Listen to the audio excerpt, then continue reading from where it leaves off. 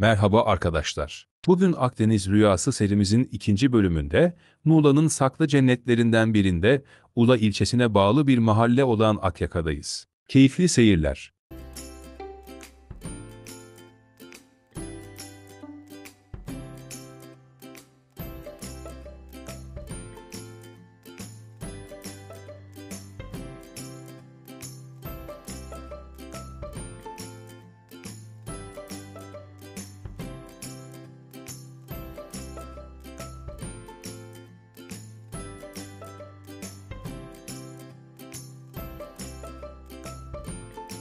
Akyaka Ula'ya bağlı kendi halinde küçük bir mahalleyken son yıllarda adını daha çok duyduğumuz, tatil için çok tercih edilen bir yer haline geldi. Kite surf için tercih edilen sahili, buz gibi sularıyla Azmak Nehri, orman kampı, Gökova Körfezi'ne açılan masmavi koyları Akyaka'yı böylesine popüler yapan başlıca nedenler.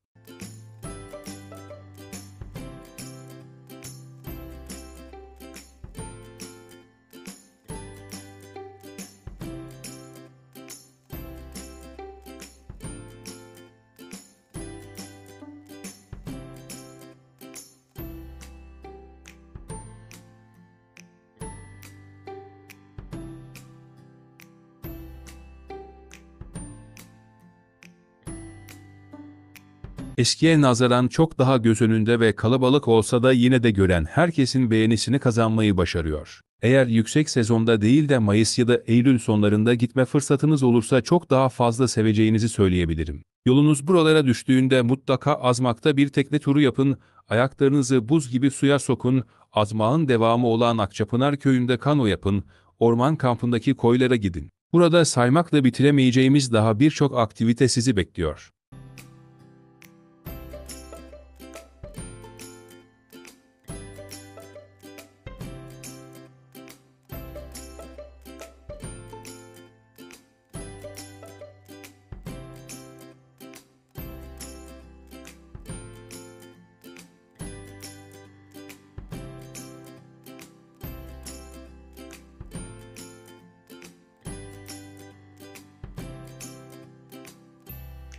Kendine has mimarisiyle Akyaka, Muğla'nın en güzel yerlerinden biri. İşin güzeli sonradan yapılan oteller ya da restore edilen yerlerde orijinalliğe uygun şekilde yapılıyor ve Akyaka'nın doğal dokusu bozulmuyor. Son yıllarda oldukça popüler olması Akyaka'da konaklama, yeme içme seçeneklerinin de artmasına katkı sağladı.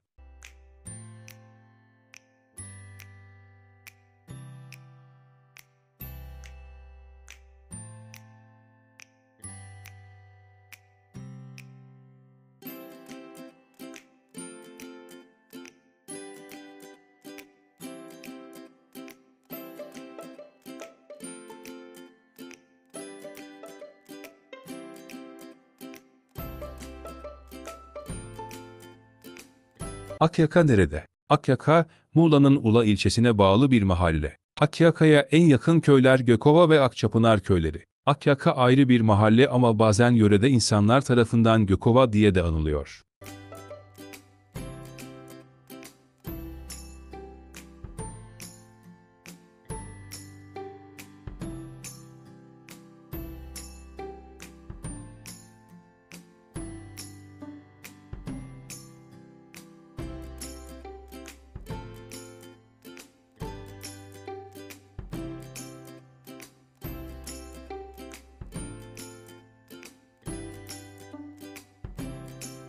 Bir de Muğlalılar arasında Muğla, Sakaraltı ve Sakarüstü diye ikiye ayrılıyor. Ne bu Sakar dediğinizi duyar gibiyim. Sakar bir geçit. 660 rakımlı Muğla'yı denize bağlayan, üstüne göre Türkiye'nin en virajlı ve en tehlikeli yollarından biri olan bir yol. İşte Akyaka'da hemen bu geçidin hemen altında bulunuyor. Sakar geçidindeki manzara izleme noktalarından Akyaka'yı çok rahat görebilirsiniz.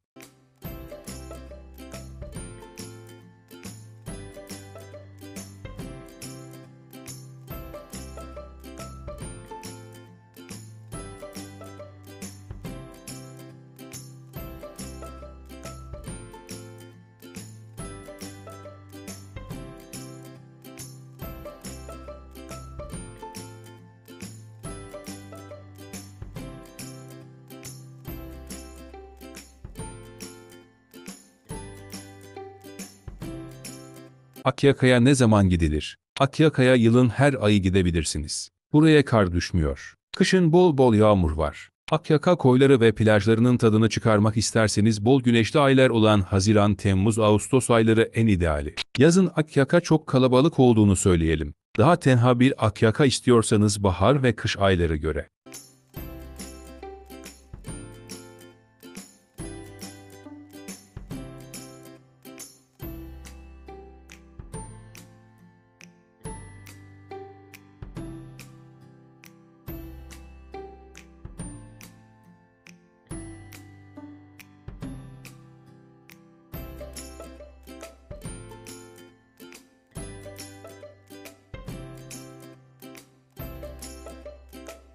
Akyaka kaç günde gezilir sorusu sizin nasıl bir tatil planladığınızla yakından ilgili. Dinlenmek, denize girmek için Akyaka'ya gelecekseniz ve vaktiniz de kısıtlıysa minimum 2 gün öneririm. Ama bol gezmeli, aktiviteli bir tatil planlıyorsanız Akyaka'da en azından bir 5 ya 6 gün lazım.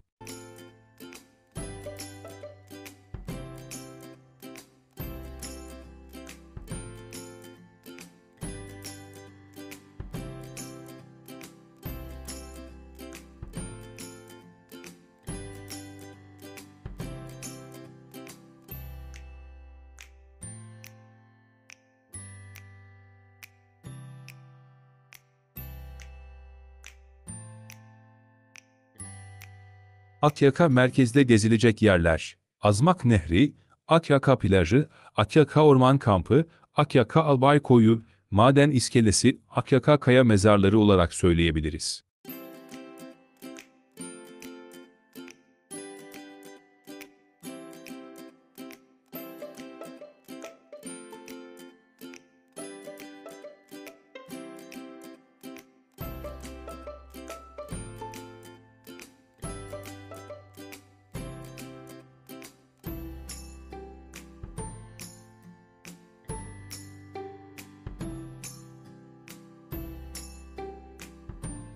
Akyaka çevresinde gezilecek yerler ise Sakarsehir Terası, Çapınar Köyü, Çınar Plajı, Akyaka Turnalı Koyu ve Akyaka Akbük Koyu. Akyaka'ya gelmişken bence görmeniz gereken yerler.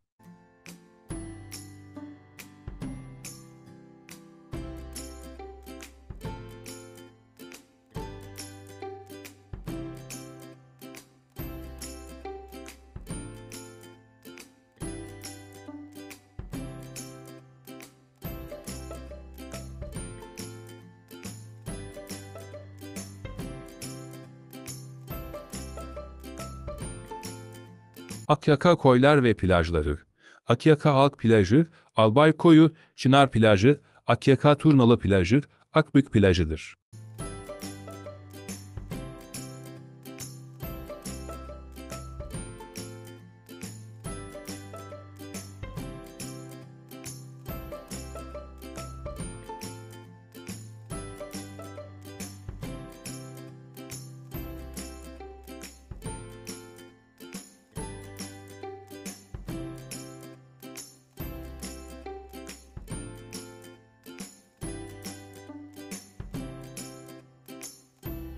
Akyaka'da denize nerede girilir ve Akyaka'da nerede yüzülür? Yukarıda saydığımız Akyaka koyları ve plajlarının hepsi ayrı ayrı güzel. Ama Akyaka'da nerede denize girilir derseniz bizim favori yerlerimiz Akbük ve Turnalı plajı. Bu iki yerin denizi bizce çok daha güzel. Şnorkelle dalmayı bilirseniz bu plajlarda yüzdüğünüzde kendinizi akvaryumda sanabilirsiniz.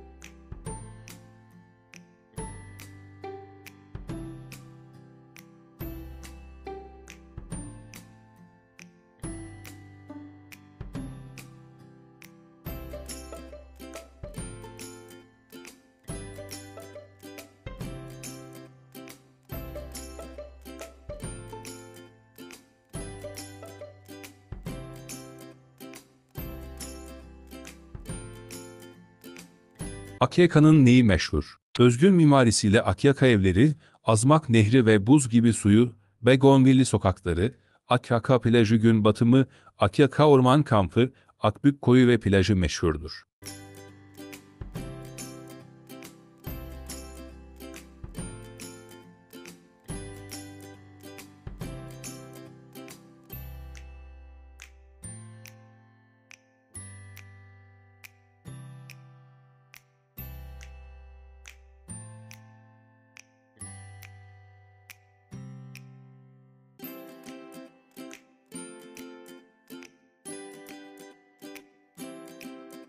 Akyaka'da ne yapılır? Akyaka'ya geldiğinizde, Azmak Nehri'nin soğuk sularında yüzün, Akyaka'da gün batımını izleyin, Azmak Nehri'nde tekne turu yapın, Akyaka koylarını tekne turu ile keşfedin. Akyaka Orman Kampı'nda kamp yapın, Akçapınar Aşıklar Yolu'nda yürüyün, Akçapınar Tostçusu'nda tost yiyin, Amazon'da kano deneyimini yaşayın, Akyaka'daki de surf sporunu deneyimleyin ve Akyaka sokaklarında bisiklet ile gezin.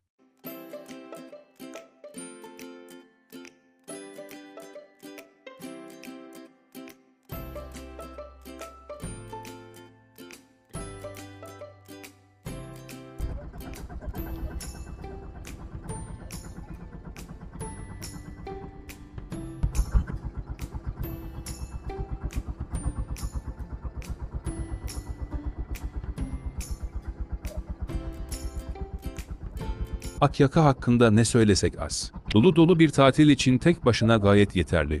Ama sizin tercihiniz Muğla'nın başka bir tatil beldesinden yana olacaksa bile Akyaka'yı görülecekler listenize muhakkak ekleyin.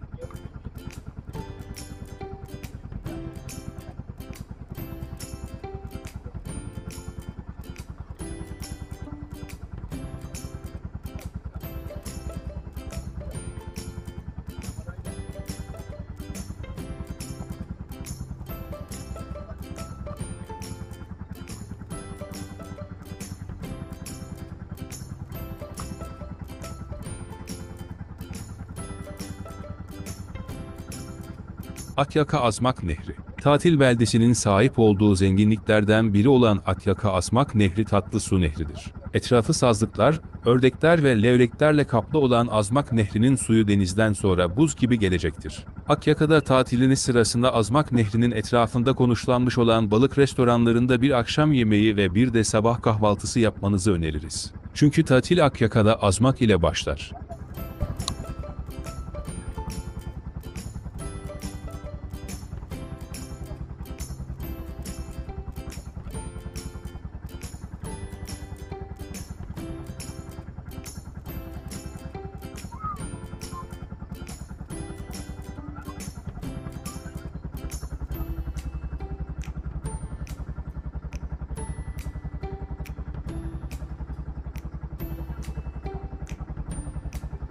Muğla'nın Akyaka'dan bu kadar. Umarım beğenmişsinizdir. Gelecek bölümde başka yerlerde tekrar görüşmek üzere, şimdilik hoşça kalın. Bu arada kanalımızı takip etmeyi unutmayın.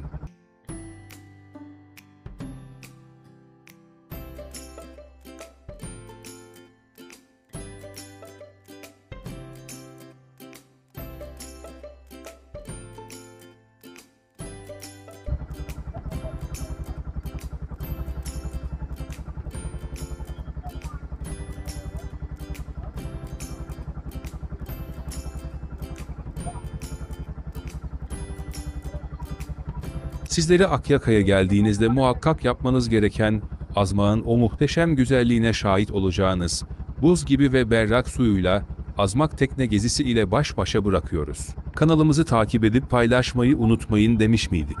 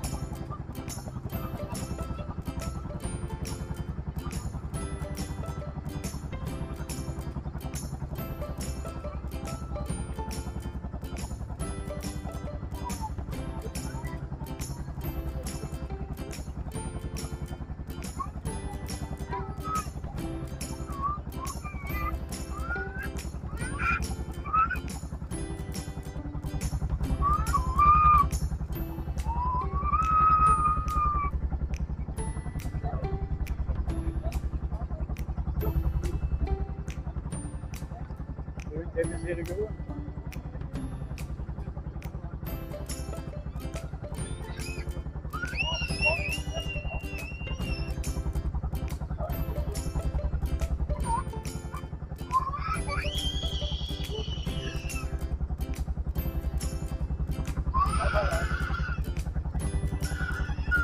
Suya giriyorlar.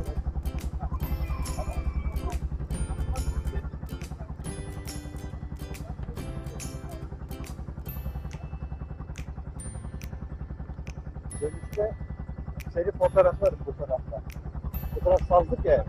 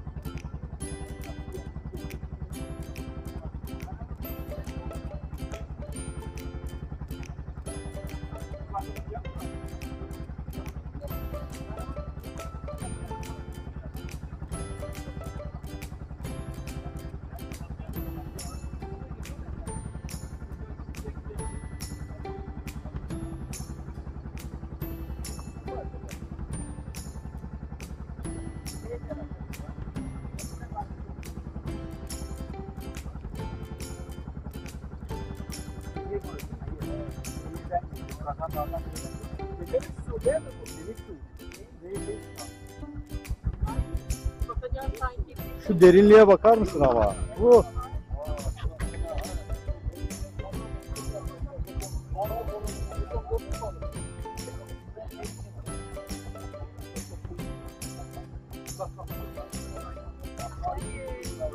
Niye? Derinliği bir görsen. Bak şurada bitiyor.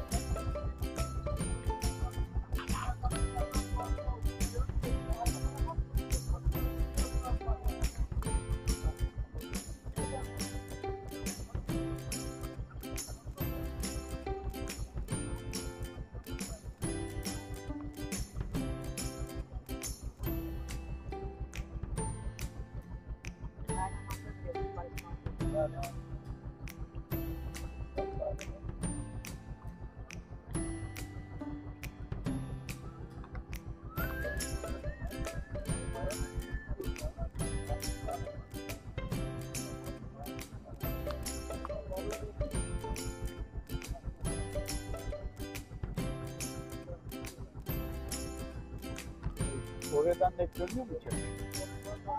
Burası gölge ya, daha net görünüyor.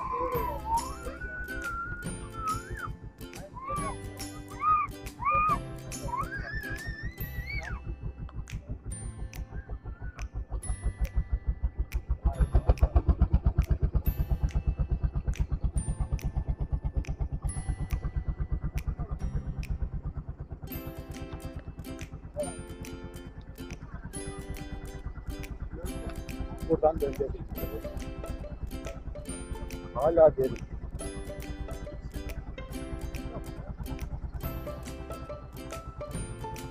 Şu evler de çok güzel. Baksana güzel.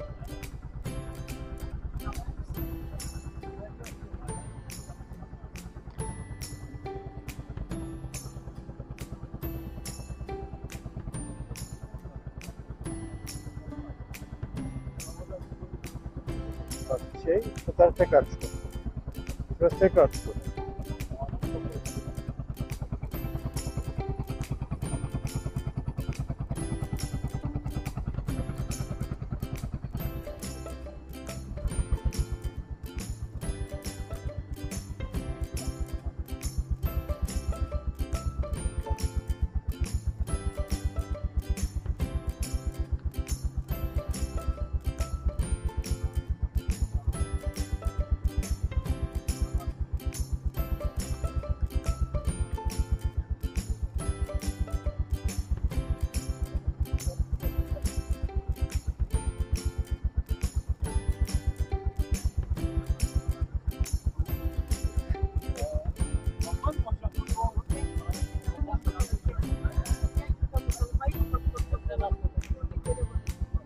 Temizliğine bakar mısın? Evet. Neler var orada?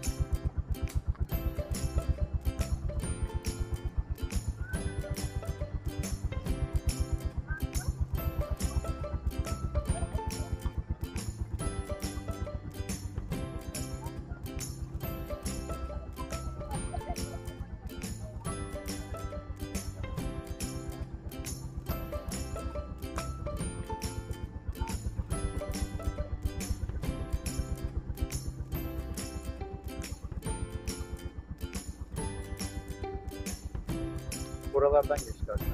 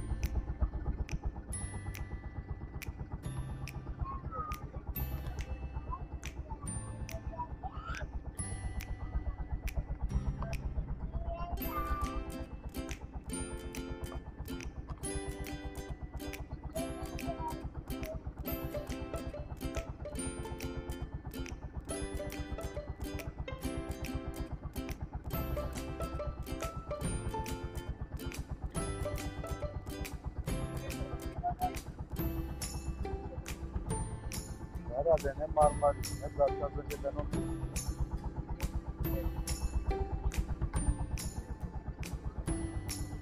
Marmaris Paşa'dır hemen giriş burası.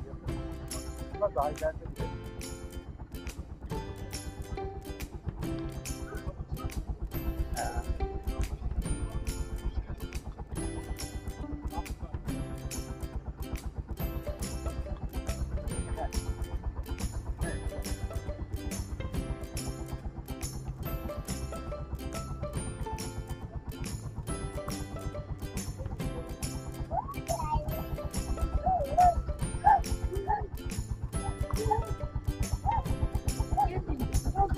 Şöyle de bir grup olarak.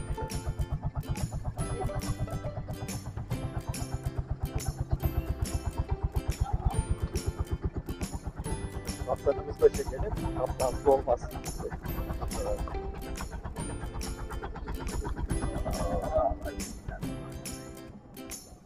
Güzel bir anı.